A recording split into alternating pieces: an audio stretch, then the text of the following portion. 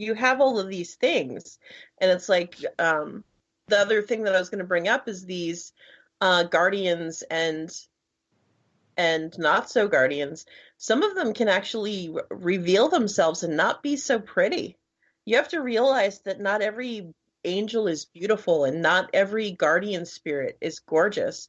You may see something that might scare the jeebers out of you, or ever think, like I was talking with Jennifer Malik and we were talking about, I think you remember this conversation, Laura, where we were talking about how maybe sometimes when you get scratched or burned, it could be them trying to make contact with you and they just don't understand that they're hurting you. Yeah, that too. Yeah, I agree with you.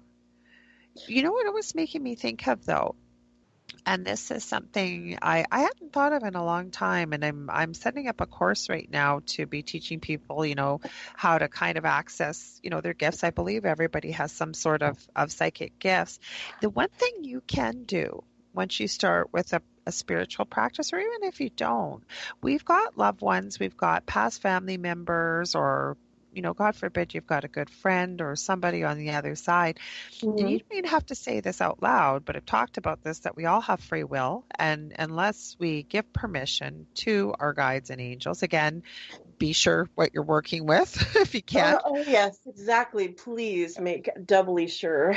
But I was going to say that you can set up a gatekeeper, it's called. So you can ask a past loved one that you trusted in this lifetime to be your gatekeeper, but be very specific about what you'd like them to be able to allow you to work with or come through. Because like you said, some of these higher entities, they're not that what we expect them to look like. So, yes. And yep, it scared the bejesus out of you. So they can help from the other side. I mean, I truly believe that we just, and I know Jennifer and Kevin Malik say this all the time, but so have I always said that I truly believe we are spiritual and beings or souls that go on forever. We're just having a physical existence on Earth right now in a physical body, but we go on forever.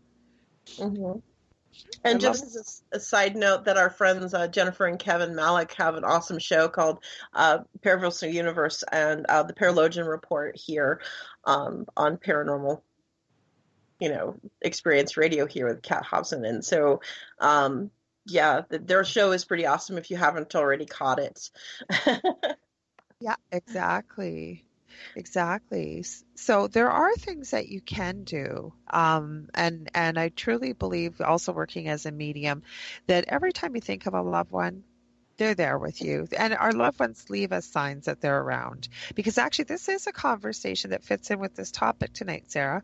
I've had another person contact me recently that's been having some crazy things happening and keeps thinking, well, it's got to be my mom, or it's got to be my dad. And I keep saying to this person that, listen, if this is not something that they would have done in regular life nowadays, like before they passed away, they certainly are not going to do something like that to scare you. I mean, if they were a jokester in their life with you, yeah, they may play a little prank on you, but as soon as you see it, you're going to giggle or laugh and, oh, that's dad or that's mom. But if they're scaring you or, really giving you the heebie-jeebies and, you're really kind of freaked out, that wouldn't be a loved one. And if it is, you can say, like, cut the crap out, stop that, you're scaring me, and it should stop.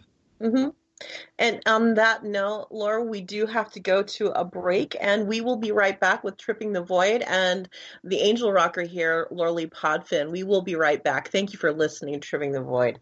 Thank you for listening to WBHM Digital Broadcasting out of Birmingham, Alabama. The time is 45 minutes after the hour.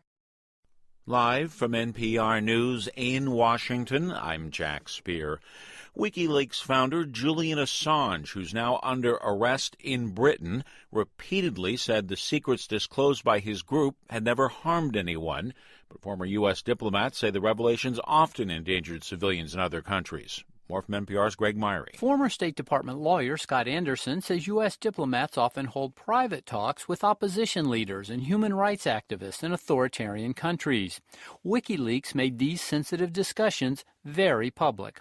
that can really chill the ability of those American personnel to build those sorts of relationships and have frank conversations with their contacts. Former State Department spokesman P.J. Crowley cited similar concerns, but he noted that some other countries took a more relaxed approach to disclosures that were critical of them. Another foreign minister told the Secretary of State, don't worry about it. You should see what we report about you. Greg Myrie, NPR News, Washington. President Trump met with South Korean President Moon Jae-in at the White House today.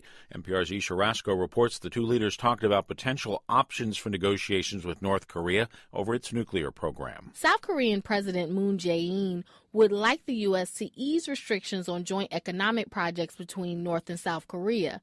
President Trump said at this point he does not plan to remove those restrictions or any other sanctions on North Korea. Trump did say he's open to backing other forms of aid. Well, we are discussing certain humanitarian things right now, and I'm okay with that, to be honest. I think you have to be okay with that.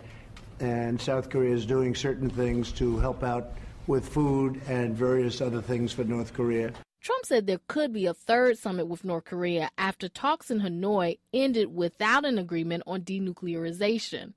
Aisha Roscoe, NPR News, the White House. New charges have been filed against attorney Michael Avenatti. Avenatti rocketed to public prominence for representing Stormy Daniels, the adult film actress, who was allegedly paid hush money during the 2016 election to conceal a past affair with Donald Trump. Avenatti was indicted late yesterday after being arrested last month in connection with an alleged effort to shake down Nike for up to $25 million.